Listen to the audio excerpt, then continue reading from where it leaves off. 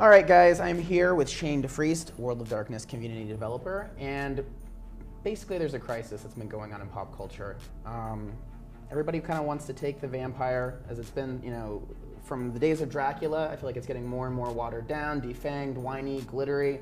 But if there's one force over the last 20 years that's been hold on to the strong image of what vampires are supposed to be, it's been Vampire the Masquerade. We like to think so. Yeah. For people that don't know, I know our audience we've got a lot of people who've, OG gamers from 20 years ago, and people who are just now kind of getting into some of the classic stuff like D&D and Vampire the Masquerade. Can you kind of set up the world of Vampire the Masquerade for those that don't know and why?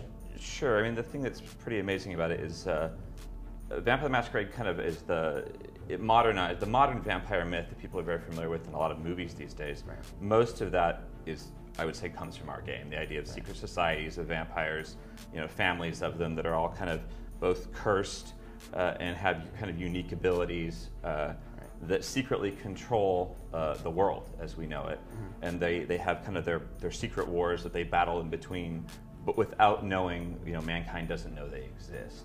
For someone who's trying to start the game new, can you kind of break down what does the tabletop game feel like? Is it, for people who play D&D, is it similar, or? We don't really like to, no one likes to compare themselves to another game, right. but I would actually say the biggest difference is that this is really more of a lifestyle experience, kind of in the form of a game, right. than a game that's trying to mimic another experience. Right. So, we have a lot of people that are like theater people, actors, a lot of people that are really into costuming, or I don't want to say the rules are irrelevant, but it's, it's more of that experience right. that has rules to it. Right. So the scope is much larger, right. and the participation is much beyond. We have a lot of people that are into Vampire the Masquerade that are not in what I would consider a traditional gaming mold. Right. We've got a lot of women.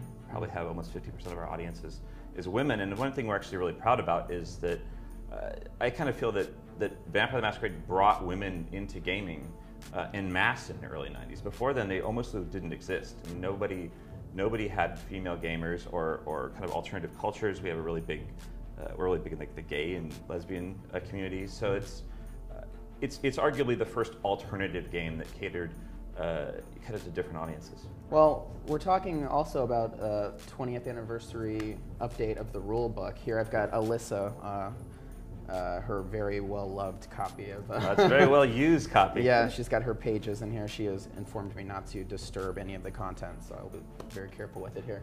What can we look forward to in the update of the rule book? So the 20th anniversary edition it's really kind of the ultimate edition of Vampire in that it's 500 plus pages. It's very, we really wanted to kind of capture everything. If you kind of took an entire traditional game line, condensed it into one book. Right. So it's got every clan of Vampire that we ever did, over 20 years worth of books. It's every variant. It's a lot of the way gaming rule books are made they're kind of like the guts of it. The really good stuff is kind of sliced and diced up over a whole bunch of books. So we kind of took those best pieces, put them all into one book. I mean, you're not going to get stuff like, let me tell you how to game, or let me tell you how to be a role player, or this is kind of the theory of gaming type of stuff. We kind of basically said, you've been playing our game for 20 years, here's all the meat of it. We went back to those people to say, hey, let's bring this up to 2011, help us kind of reposition it back to what it was, but at the same time feel modern. Right.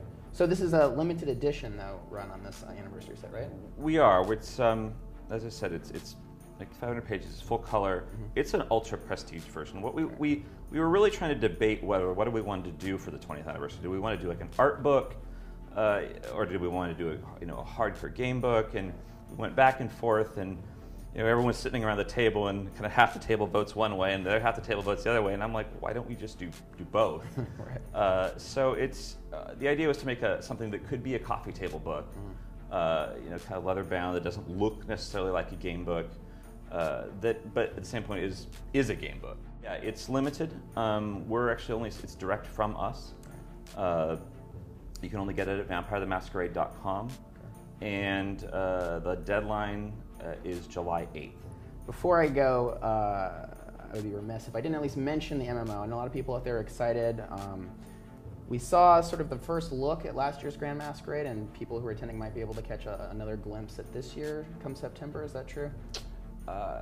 to say that we will Possibly, that'd be the place to do it, right? if we have a whole bunch of our fans in one place and we want to pull the veil back a little bit more, I'd place bets on that. Officially, my statement is there's no such thing as vampires. And next question. Very mysterious.